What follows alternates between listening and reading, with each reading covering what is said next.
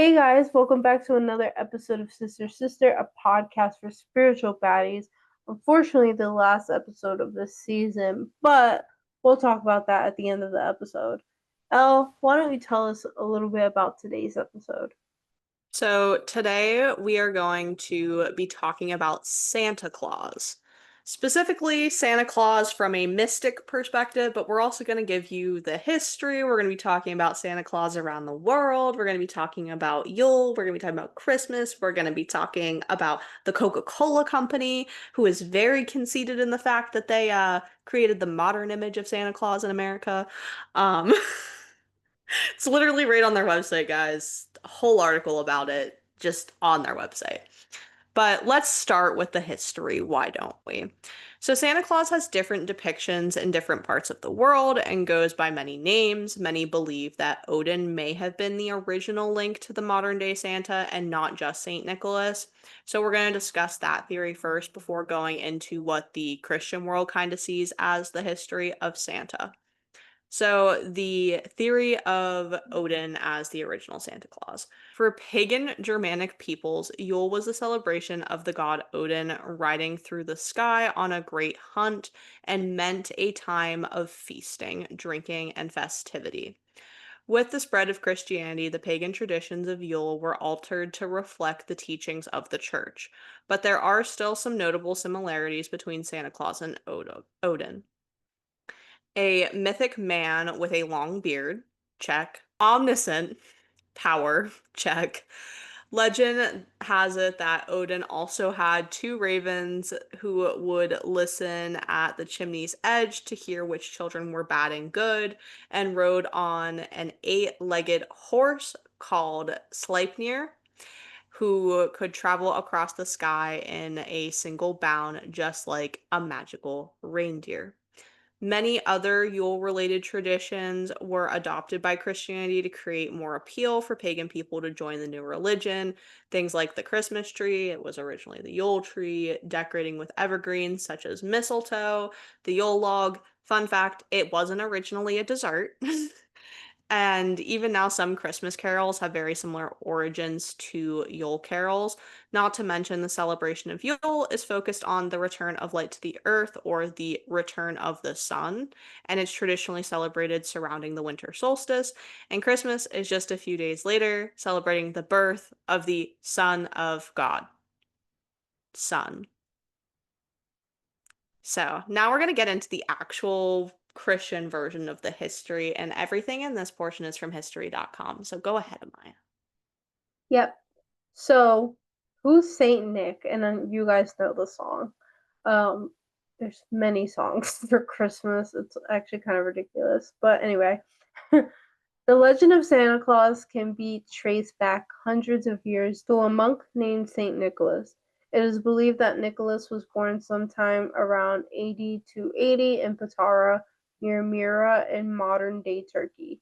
Much admired for his piety and kindness, Saint Nicholas became the subject of many legends. It is said that he gave away all of his inherited wealth and traveled the countryside, helping the poor and sick. Of the best known Saint Nicholas stories is the time he saved three poor sisters from being sold into slavery or prostitution by their father by providing them with a dowry so that they could be married. Over the course of many years, Nicholas's popularity spread and he became known as the protector of children and sailors. His feast day is celebrated on the anniversary of his death, December 6th. This was traditionally considered a lucky day to make large purchases or to get married. By the Renaissance, St. Nicholas was also the most popular saint in Europe. Even after the Protestant Reformation, when the veneration of saints began to be discouraged, St. Nicholas maintained a positive reputation, especially in Holland.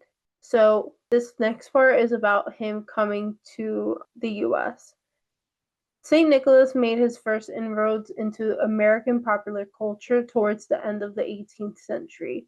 In December 1773 and again in 1774, a New York newspaper reported that groups of Dutch families had gathered to honor the anniversary of his death. The name Santa Claus evolved from Nick's Dutch nickname Sinterklaas, a shortened form of Sint Nicholas, Dutch for Saint Nicholas. In 1804, John Pintard, a member of the New York Historical Society, distributed woodcuts of St. Nicholas at the Society's annual meeting. The background of the engraving contains now familiar Santa images, including stockings filled with toys and fruit hung over a fireplace. In 1809, Washington Irving helped to popularize Sinterklaas stories when he referred to St. Nicholas as the patron saint of New York in his book, The History of New York. As his prominence grew, Sinterklaas was described as everything from a rascal with a blue three-cornered hat, red waistcoat, and yellow stockings to a man wearing a broad-brimmed hat and a huge pair of Flemish trunk hose. So now we're going to start talking about Santa Claus around the world. All of this information comes from Business Insider. So we're going to start in the United Kingdom with Father Christmas. Although you will see the more popular red suited version of Santa on Christmas in the UK, the traditional British Father Christmas wears a hooded green cloak, a wreath of holly or ivy, and carries a staff. His appearance, like many Christmas traditions, is rooted in pagan mythology. In pop culture, he resembles the Ghost of Christmas Present in Charles Dickens' A Christmas Carol. Then we're going to go on to France. Père Noël, or Papa Noel, while his name may just be French for Father Christmas, he has kind of his own traditions. So he wears a long red cloak instead of a red suit, and children leave their shoes by the fireplace, hoping that they will be filled with goodies after Mass on Christmas Eve. Père Noël also traditionally travels with a not so friendly companion.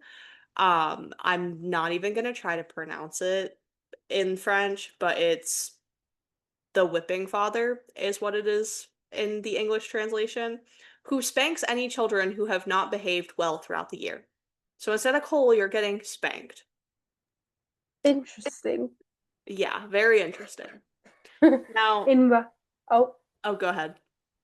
I was gonna say in Russia and Ukraine, Ded Moroz and Nagorno-Karabakh, which translates to Father Frost and Snow Maiden. So Ded Moroz is a figure of Slavic mythology, often depicted as a wizard or demon. Traditionally, he would punish naughty children by kidnapping them, but this darker part of Ded Moroz's personality has softened over the years. Now, on New Year's Eve, he travels all over the Slavic region, mainly in Russia and Ukraine, carrying gifts from children, with his cheerful companion, Nagorotchka, the Snow Maiden.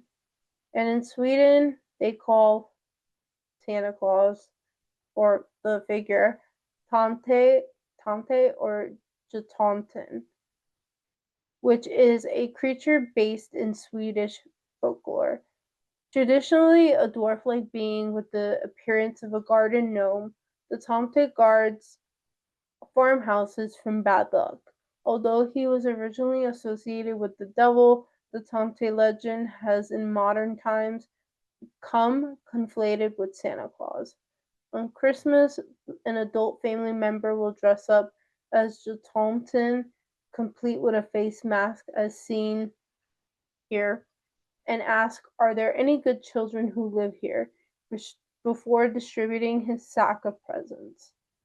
These masks are a little scary. I'm not gonna lie. If children cry on the laps of mall Santa Claus in the United States, I don't know what is happening in Sweden with children, but the mask in the photo is kind of scary. I think that I would not have liked it as a child.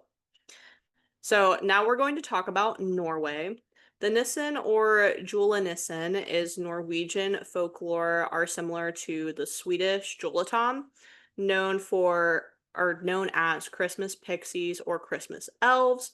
They were traditionally barn devils who would act as spirit guardians over farms. Nowadays, They come from the North Pole and give gifts to little children on Christmas, just like the iconic version of Santa Claus. Unlike Santa, though, they wear gray clothes and usually have gray beards instead of a white one. And if you look at the photo, it kind of just looks like a gnome. Like it's kind of just like a gnome, which I guess makes sense being that it's like a pixie, gnome, fae, same thing. Now the Netherlands is Sinterklaas, which is where the popularization came from in New York. So Sinterklaas is the Dutch version of Santa Claus who most resembles Saint Nick, the patron saint of children and inspiration for the modern day Santa Claus legend. Santa Claus comes riding into town on a white horse, wearing a tall red bishop's hat and a jeweled staff. He knocks on doors and brings gifts to good children, while his companion, Grumpus, I guess kind of like Krampus, Grumpus, rattles chains at naughty children and threatens to kidnap them. I What is don't with the know why. kidnapping Yeah, like I don't know why we're being kidnapped. or But spanked? Like, okay, it just seems to be a thing. yeah, If you're very bad, you're interesting. gonna go away with Grumpus. I think I'd rather take Cole over being spanked or kidnapped. I think I would laugh at my parents if they told me I was going to be kidnapped by a man named Grumpus. It feels made up. Anyways, go ahead with Austria. In Austria, Switzerland, and Germany, they have what is known as Christkind or Christkrindl. Christkrindl. It's the benevolent, usually female gift bringer who leaves presents for good children on Christmas Eve, much more like her famous counterpart, Santa Claus. She makes appearances to Lutheran families in Germany, Austria, Czech Republic, and the Slovakian region, and usually appears wearing a crown and long curly blonde hair. Priskin's angelic appearance and peaceful persona is derived from baby Jesus Christ himself and comes from the Protestant tradition that Jesus, instead of a mythological creature like Santa or Father Frost, leave behind presents on Christmas. Every year, the city of Nuremberg in Germany chooses a child to play the part of Christkind during the holiday market and celebration known as Christkindlmarkt. So the next one is Spain, and this is pretty much accurate for most Hispanic countries as well.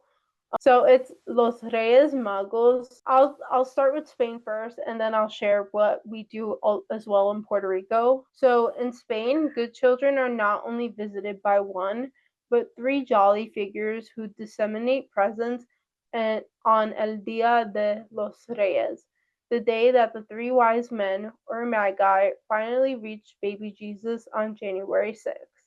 In the days leading up to El Dia de los Reyes, children in Spain, Mexico, and other Hispanic countries will write letters to their favorite mago, Melchor, Gaspar, or Balthazar, asking for gifts.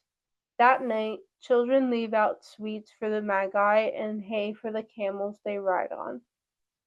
Then they place their shoes where the magi will spot them, and the next day the offerings will be replaced by presents. So that's pretty much accurate for most, but I will say, however, my parents have told me because when they were younger, very traditionally, they would practice, and what they would do is leave shoe boxes with hay in it, and then the next morning they would wake up with presents. And also, more traditionally, in Hispanic cultures, we celebrate Christmas starting like yesterday. As soon as Halloween's over, in all seriousness, we do tend to celebrate Christmas. So Christmas pretty much lasts from November 1st to January 6th of the following year. It's also interesting because my my great grandparents on my mom's side, paternal great grandparents, they, because it was my grandfather's parents, they came over here from Czechoslovakia, which obviously doesn't exist anymore. But they were Russian Orthodox, so their Christmas isn't until January 7th. So, like, in our family, we will keep all of our decorations up and everything until January 7th, and we always do like a little something on the 7th to like celebrate Russian Christmas, because that's what it's considered for our family. So, it's definitely interesting to see like the different traditions from like the melting pot of the place that the United States is for different people. Next we're gonna go into Finland though. And this I'm not even gonna try to pronounce, but it's the Yule goat. And the Yule goat has been nicknamed the Finnish Santa, but it did not start that way. Before globalism naturally combined traditional Scandinavian customs with modern day Santa Claus, the Yule goat was a malevolent spirit associated with the Norse god Odin, who knocked on doors and demanded gifts and leftovers from the Yuletide feast. The Grinch. Nowadays, though, this Yule goat still goes around to each house, but will instead inquire, asking, "Are there any well behaved children here?" and hand out presents. He drives a sleigh pulled by reindeer that does not actually fly. Modern decorative representations of the Yule goat are usually made out of straw, which has been set on fire 26 times out of the 47 years and has become somewhat a macabre pyrotechnic tradition where they set the Yule goat on fire. Now, this one, I'm probably going to not pronounce this correctly, but in Catalonia, Tio de Nadal, Nadal, but Nadal, very close. is a tradition that a log is painted on with a smiley face, and the idea is it defecates presents, poops out your presents. So this is in a specific region of Spain. Children are going to go under the Christmas tree to feed him nuts and dried fruit in the days leading up to Christmas, while simultaneously making sure to keep him warm under a blanket. He is a log. On Christmas Eve, the children beat him with sticks and sing a rather graphic song about bodily functions, encouraging him to poop out presents. And then the next morning, the children will find that he has defecated a pile of gifts and sweets under the tree. Then there you have it, Spain. The Yule Next Lads is is my favorite one for Iceland. It is my all-time favorite one out of this whole thing. So please, I can't wait. so yes, Iceland has the Yule lads, which are 13 mischievous Icelandic elves who, instead of making toys in Santa's workshop, play tricks on children. Potaslaki, for instance, will steal your leftovers, while Gryla, the mother of the 13 Yule lads, will kidnap you if you behave badly. Again with the kidnapping. During the 13 nights leading up to Christmas, Icelandic children will place their shoes by the windowsills in hopes that one of the 13 Yule lads will leave them small gifts or candies. Misbehaved children will instead receive rotten potatoes in their shoes. Rotten potatoes. I literally So can't. I had a teacher in elementary school, and this is like I'll say this and then we can go on to Italy and La Befana. But in elementary school, I had a teacher. It was, I think, second grade. I think it was Mrs. Hoover, who we did Christmas around the world leading up to Christmas. So we had like different days that we like learned about traditions and other cultures. And I specifically remember learning about the Yule Lads because we were supposed to bring in an extra pair of our shoes to leave out for the Yule Lads. And I kid you not, the kids that were not like well behaved in class, she put potatoes in their shoes, and the rest of us got candy. That's so funny, but also like kind of sucks if you were one of those kids that gets potatoes. I mean, at least they weren't rotten potatoes, but like I specifically remember this. This is like a core memory of elementary school for me, and I just like, I mean, I didn't get potatoes in my shoes, but I was quiet, so. That's crazy. So, I believe this is the last one. Yep, Italy has what's known as La Befana. Long before the man in the red suit was bringing toys to children on Christmas, La Befana, a good-natured witch who flies around on a broomstick, oh, I love this, was doing the same for good children in Italy. She has been part of Italian folklore since the 8th century. According to the story, the three wise men came upon La Befana's house on Christmas Eve when they were journeying to see baby Jesus. She gave the wise men shelter and they asked her to join them in their visit to the Christ child. She declined, but then later changed her mind and tried to catch up with the Magi. However, she never found her way to Bethlehem, and now every night on the eve of the Epiphany on January 5th, she flies over Italy and gives toys and candy to good children while leaving coal for the naughty ones. Okay, witch lore. So that's like actually where the whole thing came from was La Befana in Italy. Okay, so now we're going to talk about the evolution of Christmas shopping and holiday advertising, which will get us into Santa Claus and the Coca-Cola Company. So, gift giving, mainly centered around children, has been an important part of the Christmas celebration since the holiday's rejuvenation in the early 19th century. Store began to advertise Christmas shopping in 1820, and by the 1840s, newspapers were creating separate sections for holiday advertisements, which often featured images of newly popular Santa Claus, or Sinterklaas in this time period was the more popular version. In 1841, thousands of children visited a Philadelphia shop to see a life-size Santa Claus model. It was only a matter of time before stores began to attract children and their parents with the lure of a peek at a live Santa Claus in the early 1890s. The Salvation Army needed money to pay for the free Christmas meals they provided to needy families. So they began dressing up unemployed men in Santa Claus suits and sending them into the streets of New York to solicit donations, much like the people who ring the bells outside of every Walmart that you ever go to for the entire month of November and December. Those familiar Salvation Army Santas have been ringing bells at the street corners of America's cities ever since. Perhaps the most iconic department store Santa is Kris Kringle in the 1947 classic Santa Claus movie Miracle on 34th Street. A young Natalie Wood played a little girl who believes Kris Kringle, played by Edmund Gwenn, won an Oscar for the role. When he says he is the real Santa Claus, Miracle on 34th Street was remade then in 1994, which starred Lord Richard Attenborough and Mara Wilson. The Macy's Santa has appeared at almost every Macy's Thanksgiving Day parade since it began in 1924, and fans of all ages still line up to meet the Macy's Santa in New York City and at stores around the country. I've met the Macy's Santa in New York City whenever I was a child. We took a trip to New York for that purpose, almost solely that purpose. I mean, we did do some other things, but that was like, little kid, big city Elle before, she lived right outside of New York.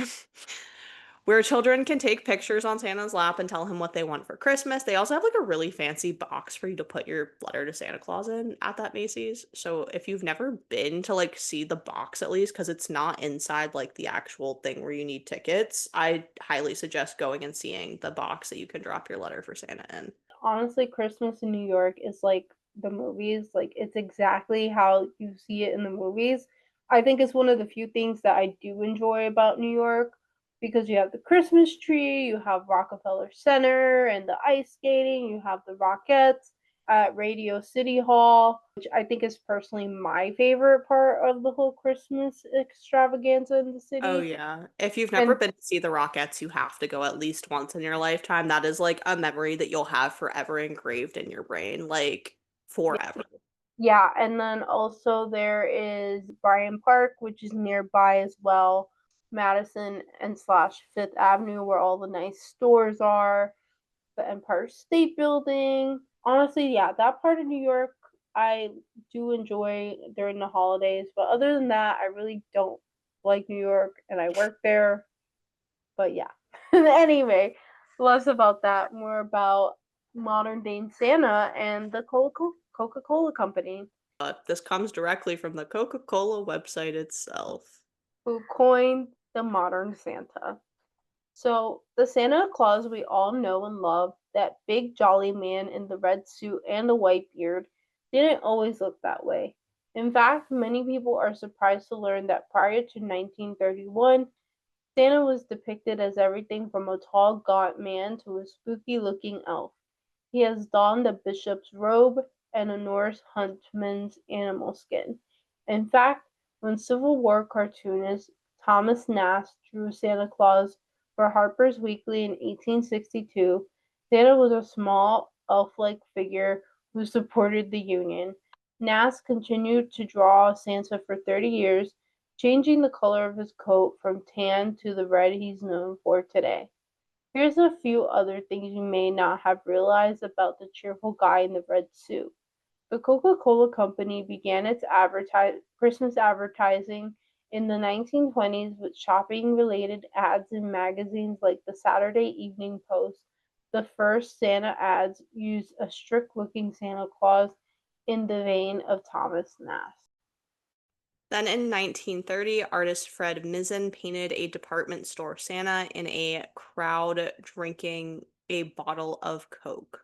The ad featured the world's largest soda fountain, which was located in the department store Famous Bar Co. in St. Louis, Missouri. Mizzen's painting was used to print ads that Christmas season, appearing in the Saturday Evening Post in December of 1930. In 1931, the company began placing Coca-Cola ads in popular magazines such as Archie Lee, the Darcy advertising agency executive working with the Coca-Cola Company, wanted the campaign to show a wholesome Santa who was both realistic and symbolic. So, Coca-Cola commissioned Michigan-born illustrator Haddon Sundblom, something like that, to develop advertising images using Santa Claus, showing Santa himself, not a man dressed as Santa, for inspiration. Sundblom turned to Clement Clarke Moore's 1822 poem, A Visit from St. Nicholas, commonly called "'Twas the Night Before Christmas." Moore's depiction of St. Nick led to an image of a warm, friendly, pleasantly plump, and human Santa. And even though it's often said that Santa wears a red coat because red is the color of Coca-Cola, Santa appeared in a red coat before Sundblom painted him. Sundblom Santa debuted in 1931 in Coke ads in the Saturday Evening Post and appeared regularly in that magazine, as well as in Ladies' Home Journal, National Geographic, The New Yorker, and others. From 1931 to 1964, Coca-Cola advertising showed Santa delivering toys and playing with them, pausing to read a letter and enjoy a Coke, visiting with the children who stayed up to greet him, and raiding the refrigerators at a number of homes. The original oil paintings Sundblom created were adapted for Coca-Cola advertising in magazines and on-store displays, billboards, posters, calendars, and plush dolls. Many of these items today are popular collectibles. Sundblom created his final version of Santa Claus in 1964, but for several decades to follow, Coca-Cola advertising featured images of Santa based on Sundblom's original work. These paintings are some of the most prized pieces in the art collection in the company's archives department and have been on exhibit around the world in famous locales including the Louvre in Paris, the Royal Ontario State Museum in Toronto, the Museum of Science and Industry in Chicago, and the Isetan department store in Tokyo, and the NK department store in Stockholm. Many of the original paintings can be seen on display at the World of Coca-Cola in Atlanta, Georgia. I don't know if you've ever been there, but that place is so cool. And I don't even drink soda, but iconic for Atlanta. In the beginning, Sundblom painted the image of Santa using a live model, his friend Lou Prentice. retired salesman. When Prentice passed away, Sunbloom used himself as a model, painting while looking into a mirror. Finally, he began relying on photographs to create the image of Saint Nick. People loved the Coca-Cola Santa images and paid such close attention to them that when anything changed, they sent letters to the Coca-Cola company. One year, Santa's large belt was backwards, perhaps because Sunbloom was painting via a mirror. Another year, Santa Claus appeared without a wedding ring, causing fans to write asking what happened to Mrs. Claus. The children who appear with Santa in Sunbloom's paintings were based on Sunbloom's neighbors, two little girls, so he changed one to a boy in his paintings. The dog in Sunbloom's 1964 Santa Claus painting was actually a gray poodle belonging to the neighborhood florist, but Sunbloom wanted the dog to stand out in the holiday scene, so he painted the animal with black fur. Now we're going to talk about Santa Claus and mysticism, and this is going to be more of like a active conversation rather than like us just regurgitating information to you. So there's a couple theories in mysticism. There's the Santa Claus is a fae theory, there's the Santa Claus is a pop culture deity theory, and there is the Santa Claus is an egregore theory. So let's start with the fae. Now, if you haven't seen this conversation of discourse on TikTok, it tends to come up just about every year as we get closer to the holidays. And the main arguments for it are people leave him offerings, much like you do for the Fae. He brings gifts as in exchange for said offerings. He flies around the world via magical reindeer who can harness the power of magical wild animals other than the Fae. That's a good question. He seems immortal despite being old, and he works with elves, which are a part of the Fae. So what do you think about that, Amaya? Definitely plausible. Of the three, I mean, we haven't talked about the other two yet, but I think that one for sure. Yeah, I think personally, definitely the first one, but let's talk about the pop culture theory, deity theory. So, first is omniscience. Santa knows if you've been bad or good, a trait often associated with omniscience. Omnipotence is basically that he can deliver presents to every child in the world in a single night using magical means like a flying sleigh and reindeer. Moral judgment, he judges children based on their behavior, rewarding the good with presents and potentially punishing the naughty, commonly coal. Immortality and belief, he is sustained by belief, which is a concept similar to how deities are kept alive by faith. I feel like it's definitely these two in combination with each other, just because um, the faith theory, obviously, many people leave cookies for him because that's what he likes, like cookies and milk, right? Which is And like he a sweet thing, which is more present with Fae than it is deities, I would say. I mean, obviously, depending on what deity you work with, they can ask for whatever, but I feel like sweets is more of a Fae thing, as well as milk specifically is more of a Fae thing. However, we do also have to talk about egregores. yes. So let's talk about the egregore theory. So the first portion of this comes from Heron Michelle on Pathos, which I just wanted to include this because it kind of gives you a breakdown and a reminder of what egregores are in case you didn't listen to that episode, which you should. You should. This is like one of my, I guess, current obsessions is egregores. So the egregore is a term used by members of the Hermetic Order of the Golden Dawn and the Kabbalistic Order of Rosic, wow, Rosicrucians to describe a sort of thought form being that is formed from the collective consciousness of a group of people, but develops its own autonomy capable of exerting influence on the group's members. In Abrahamic tradition, the egregore or Gregory are the Watchers, a group of angels mentioned in the book of Enoch, um, and by Eliphas Levi and Legrand Arcane. So she goes on to say, an egregore is a thought form fed by so many for so long that it eventually takes on a life of its own. By this point, the name Santa is at least a key to unlock a door to immense power in our culture. He is most certainly America's modern iteration of the Holly King or a Lord Winter Solstice. And she says that she thinks he's as real as any deity, angel, or guardian spirit is real.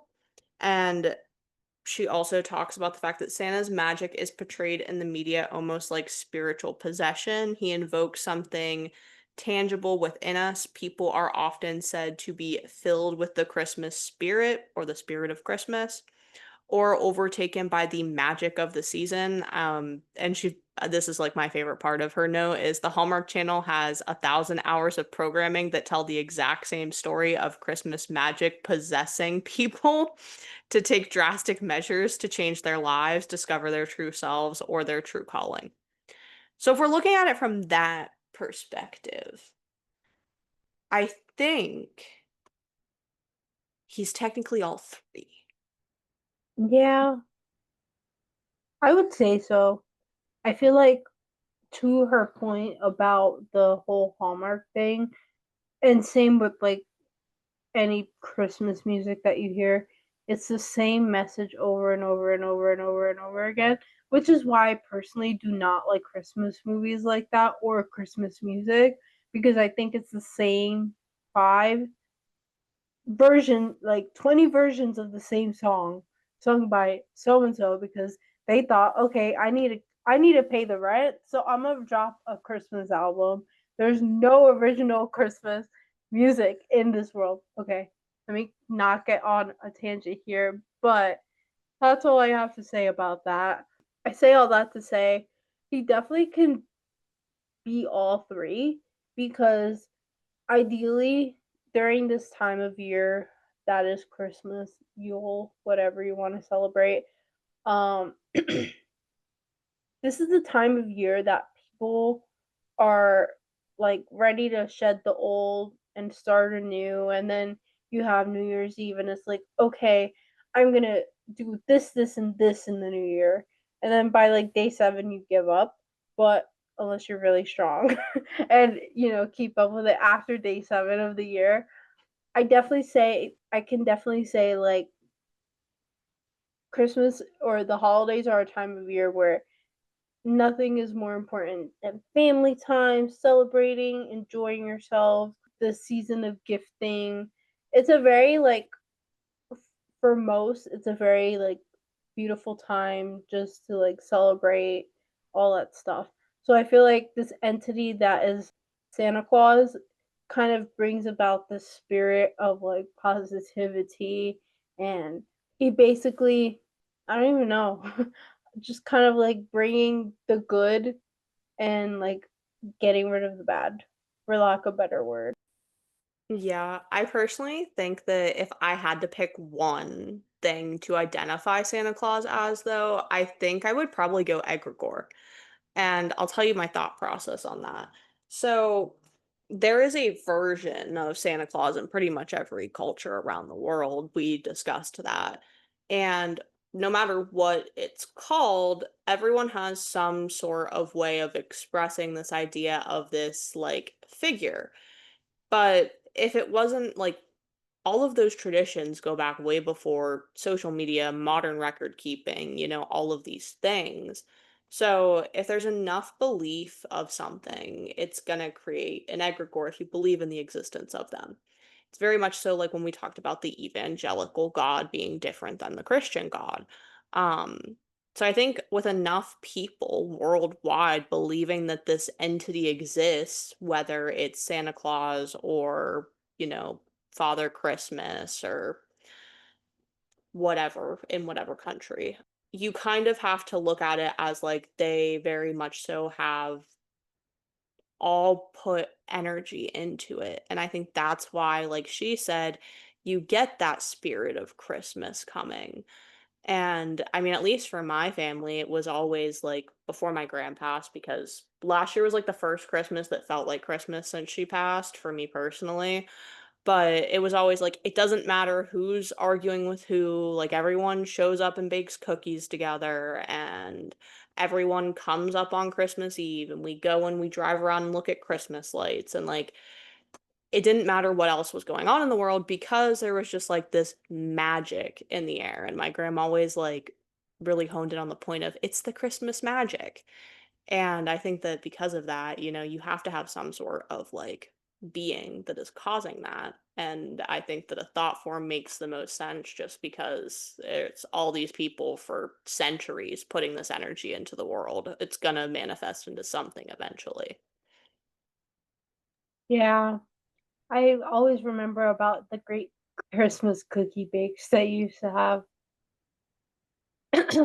Goodness, I'm not even prepared. I'm not even prepared for this year. Last year, we made 1,200 cookies. And what do you do with all those cookies? Oh, they go to people.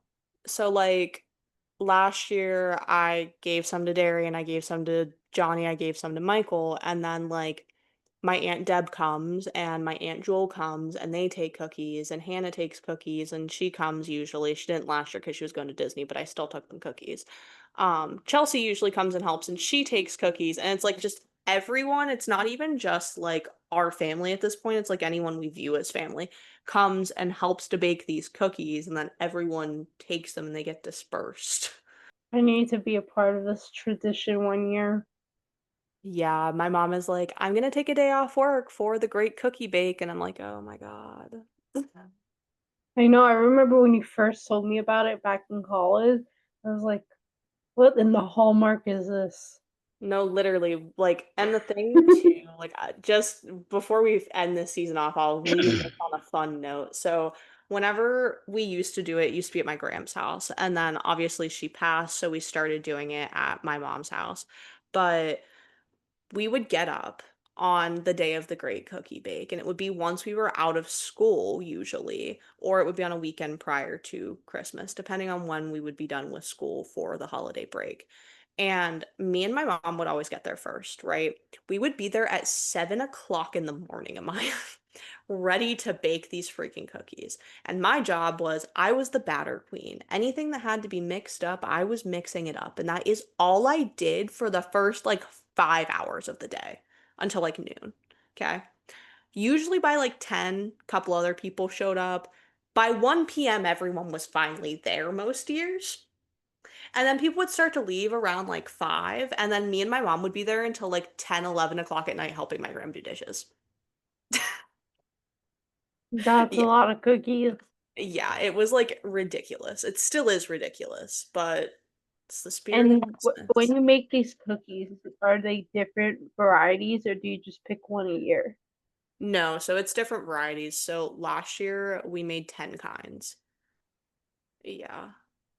And that doesn't even include filled cookies. Filled cookies have to be done on a separate day, as well as fudge making, which are both things that happen for Christmas every year. Yeah, you guys are literally the Hallmark channel that I know. Yeah, yeah. White It's, people should. yeah, I hope I get cookies in the mail this year. All that being said, back to what we were talking about before, I personally think that Santa classifies as all three theories for, and like we said, for different reasons. Um, but if I had to choose one, I personally think it's Fae theory, just because of those things like we leave offerings for him, we he brings gifts for us, and he uses magical animals to fly him around the world in one night. And he has elves, so Yeah, the elves is really, really a big hitter for the Fae theory. I will say that. yeah, yeah. For the other theories, it's not really there, even though in pop culture and Fae, they both share the whole immortality. So even though Santa's old, he never Guys. dies. So yeah, Any last Either thoughts? that or like he's not a fae, but the elves are, and they're keeping him alive. Oh, drop your thoughts in the comments on what you guys think it is. That would be like really morbid though. It's just like this old dude that wants to just like be done and he's been here for like centuries upon centuries and the elves are like, "No, you're not done yet. We Yeah, have more toys to make." exactly. That's kind of Like, morbid. that is morbid. But then again, you're getting spanked and kidnapped in certain cultures, so just say The Yule little goat, little Yule lads, grumpus. rotten potatoes. I can't literally. Well, that's all on that for this episode, but let's get right into tarot time.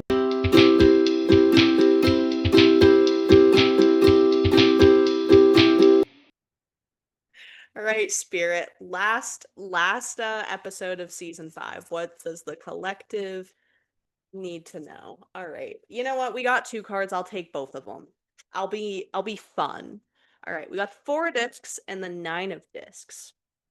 Oh my gosh, the 4 of Wands is on the bottom of the deck. 1111 card. Hello, manifestations. So we have the 4 of discs, which is very much so about like wanting to hold on to the money you have accumulated, wanting to hold on to the stability that you've accumulated, but you can't open the next door if you're clinging on to everything that you've currently accumulated. You know, things are an ebb and flow when it comes to money, wealth, finances. But then we have the 9 of discs, which means you're on the path to open that dang door. So drop a little bit of it and you're going to get so much more fruitful. And like I said, 4 of Wands is on the bottom of the deck. That is the 1111, the manifestation card. Very much so a good end to this season. We're going places, guys. We're getting there. We're getting there. Right in time for the holidays. And on a personal note, I hope that means for me a raise. But anyway, let's get right into Astrology Almanac.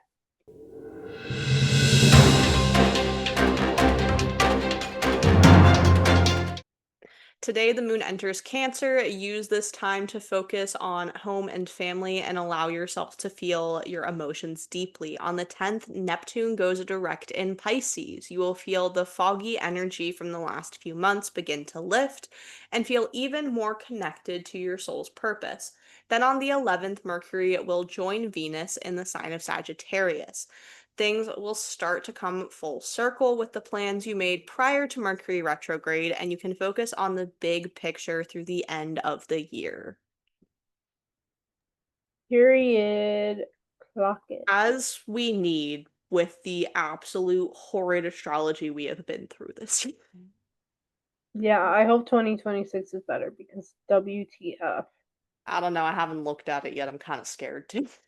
Well, 2026 is a 10-year, right? Or is it technically a 1 year? Like in numerology.